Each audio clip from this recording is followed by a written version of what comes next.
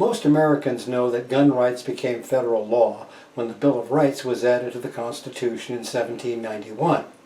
It's not as well known that gun control legislation preceded the Constitution by more than 100 years. The earliest gun control laws were written into colonial slave codes, and the racist origins of gun control remain evident throughout our entire national history.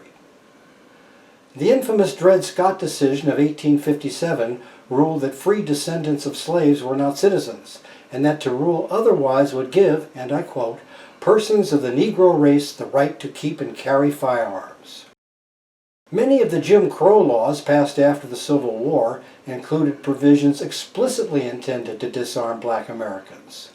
These laws were enforced by volunteer state militias, and the first gun control organization to operate nationwide was the Ku Klux Klan. Some states passed Army and Navy gun laws.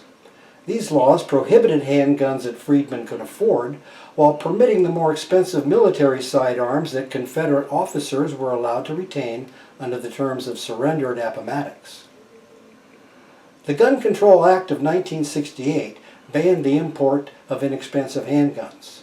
This was promoted as an anti-crime measure, but there's broad agreement that, like the Army and Navy gun laws, it was really intended to disarm black America.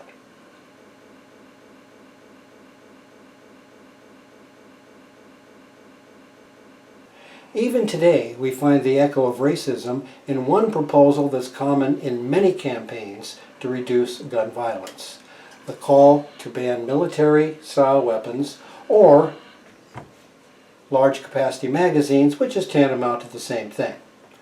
Most homicides occur in urban areas, but we know that military-style rifles are vanishingly rare in urban crime.